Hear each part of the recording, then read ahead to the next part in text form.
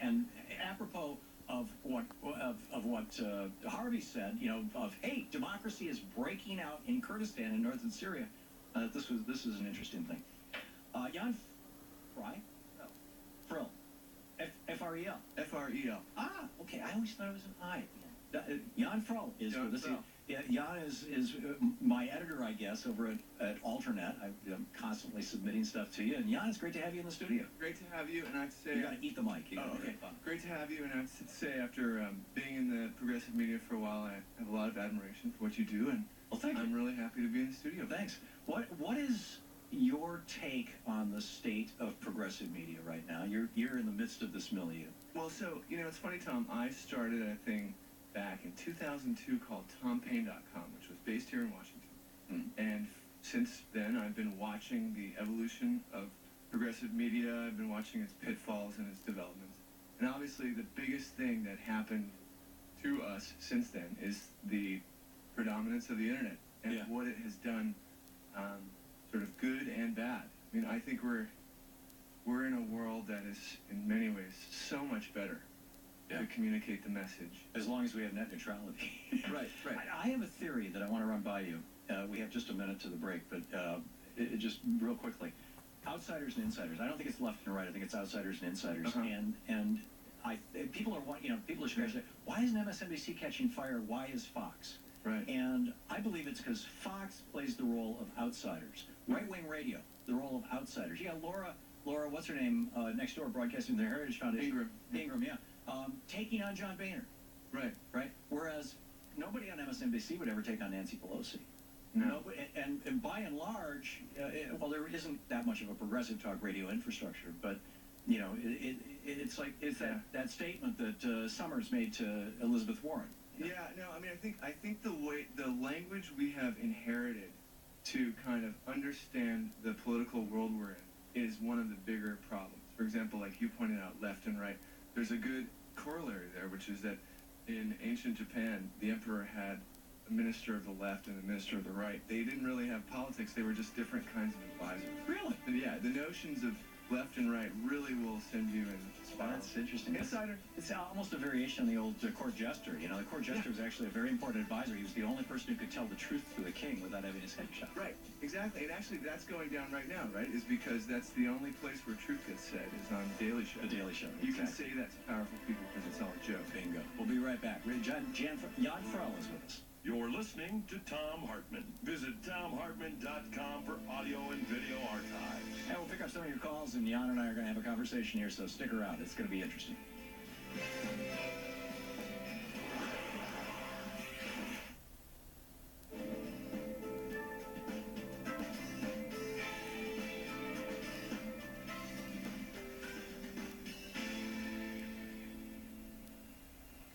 And then, welcome back. And then we will rejoin our commercial stations in 4 minutes when they finish their break. Got it. So, we're talking with Jan. So, you were saying. So anyway, so I was saying is, I think also one of the reasons why you don't get a big audience for MSNBC where you do with, say, Fox, is the notion that that MSNBC would speak to what's popular.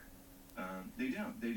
I don't really see it as a matter of left and right. I see it sort of a matter of there are these huge issues that resonate, popular issues that resonate with 80% of the public that don't get discussed on any of the cable TV channels. It doesn't matter if it's MSNBC. There's no real meaningful political content for the population. Right, and in large part, much of that is because to discuss, for example, the TPP, or to discuss free trade, even the larger frame, the largest frame.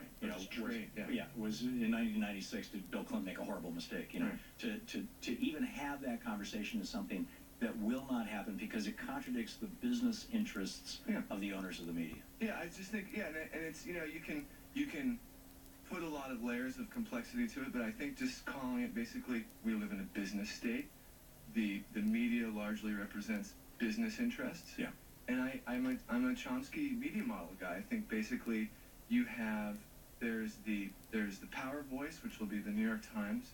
The so-called right-wing media really is just basically reflects the extreme desires of the business state.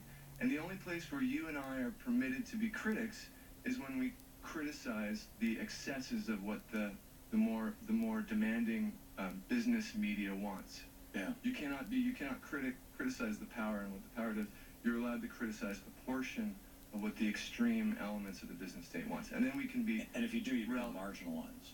Right. Yeah. You can have a role. You can be cited as saying this is an excessive demand. Right. And that's basically the game you can play. And there's some number of people in the media and maybe some of our friends who make careers out of that. Yeah. But they're never really actually channeling, discussing, kind of going through the larger issues that the population deserves to talk about. And you obviously. How do we fix that?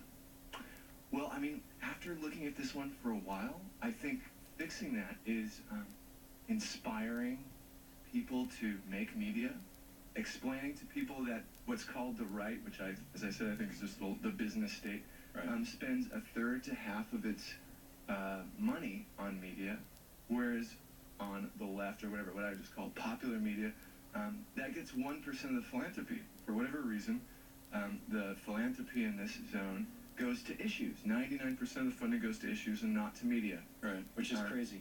I've had this conversation right. with people in the Democratic Party, some very serious politicians, and they just don't get it. It makes me crazy. I mean, there's maybe 5 or 6 people in this city in this town who really get it and really work for trying to get genuine progressive media out there. But the conservatives all get it. They know that without Fox News, they wouldn't have won an election since Reagan, basically. Right. I mean, no, it's true.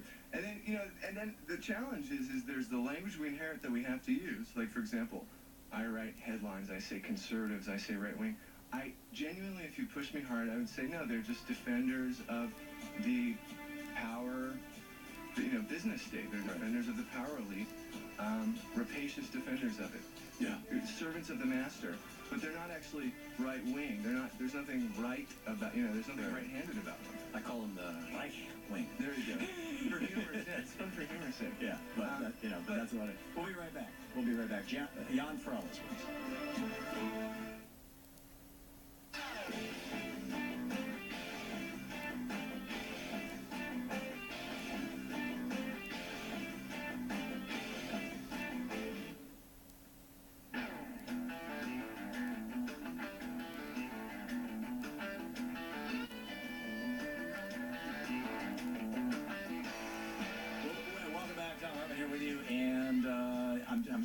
In the studio with us is Jan Frel from AlterNet. James in Tacoma, Washington wants to plug an event that's happening there, and I wanted to get him in. James, you wanted to plug something that's going on at a dispensary in Tacoma? Got a lot of listeners in KBCS there. Hey, marijuana dispensary. Yes, I do, Tom. Hey, thank you for you and yours. Thank you. We are having a fight out here in Tacoma and in Washington State. We, the people, voted in marijuana legal in the state of Washington, and they have fought us and continuing to fight. Really? I was out there a couple of weeks ago and went into a dispensary and bought some pot and smoked it, and it was great stuff. Yeah, okay, yeah, well, you can, Tom, right at this moment. Tonight at 5 o'clock at the municipal building in Tacoma, down on St. Helens and 9th, right. They're having a debate as to shutting down all the dispensaries in the city of Tacoma. Oh, really? They have emptied them all along, and we've got Big Pharma and the Cobras always hitting this area big. So this is the equivalent of a dry state. This is the equivalent of banning alcohol, like in North Carolina all those years, that kind of thing. They're trying to. Jay Inslee's against pot, and I don't know why, because the people that surround him, I know people that I know Jay, and I know the different. Yeah, Jay's a good guy. Around him that use it. Yeah, amazing. Okay, so James, real quickly, where, when tonight? Tonight at 5 o'clock at the municipal building downtown Tacoma. Okay. It's on 9th and St. Helens. You got it. Thank you very much. Yeah, there you go. Be there or be square. Thanks, James. Jan, what do you see as the most urgent issue facing our nation that we should be? What's the conversation that America needs to be having? I mean, we're sitting here. We're on commercial radio stations. I guess. Different times of the day, I'll tell you different stuff. Some parts of the day, I'll say it's the banking issue. I'll say banking is basically understanding. Well, it all starts with money, right? Yeah, understanding the role of banking in democracy is right there, right in the beginning. But other times of the day, I mean, I think the fact is most most people don't have even the slightest political identity. They have no political meaning in their life. There's nothing political. They're just either consumers or less. They might have a social media identity and construe their politics through social media and think they're doing politics, but that's not. And I think that's one that's really interesting because I find sort of in the audience, tracked in the stories we read, where things get attention is this sense that there's very little meaning in everyday American life. They see a lot of advertising around them where meaning gets destroyed or resold to them, and it's at the heart of something spiritual. But I think I was going to say this is an existential concern. Honestly, I think that if I had to just really pick one, it's that we don't have political public life, Right. and there's very little sense of political experience. When it does come to it, when we do talk about somebody's political life, they construe it in terms of voting every 2 or 4 years. Right. For like 5 seconds, and it's this endless debate about which candidate they might elect. But that's not self-government. Yeah. And the opportunity for self-government is there. It's a huge psychic undertaking for somebody to try to get there. It's not easy, but socially it's not there. And so I basically what I see is a huge missed opportunity to be fulfilled in that way. I think the word republic means real people. And the way you get made real is by being part of the public dialogue, the public debate, and you find meaning by being part of the public. Today is the 74th anniversary of FDR's For Freedom speech, which was a State of the Union address. And in it, he actually talked about how we can't just be fighting the Nazis and the Japanese. We have to be fighting on behalf of something. Yes. What gives us meaning? Yeah. And he said, a free nation has the right to expect full cooperation from all groups. The best way of as men do not live by bread alone, they do not fight by armaments alone. Those who man our defenses and those behind them who build our defenses must have the stamina and courage which come from unshakable belief in the manner of life which they are defending. The mighty action that we are calling for cannot be based on a disregard of all the things worth fighting for. Yeah. And, he goes on and he says, the basic things expected by our people of their political and economic systems are simple: equality of opportunity, jobs for those who can work, security for those who need it, the ending of special privilege for the few, preservation of civil liberties for all.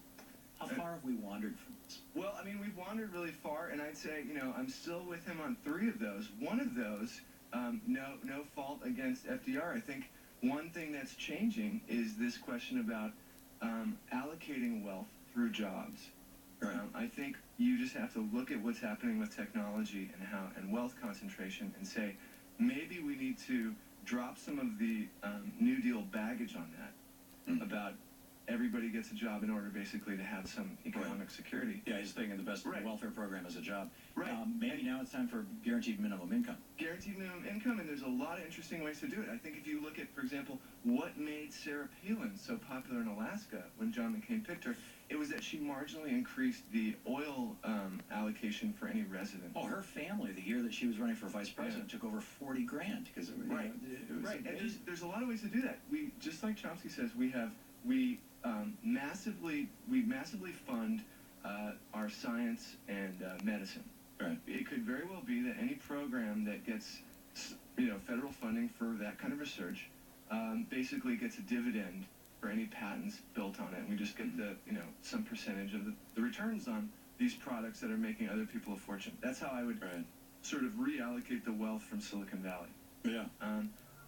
There are a number of other ways of doing it. I just think I don't really wish work on people. I just wish them well. And that's one of these things that's going down right now. It's going to be really interesting I think it's next year. Switzerland is having a vote, or is it later this year? It's going to be fascinating. We're out of time, but we got to wrap it up. Jan Frel, you can read his stuff over at AlterNet.org. Right? Okay, thank you so much for being with us today. We will be back tomorrow, and don't forget, democracy is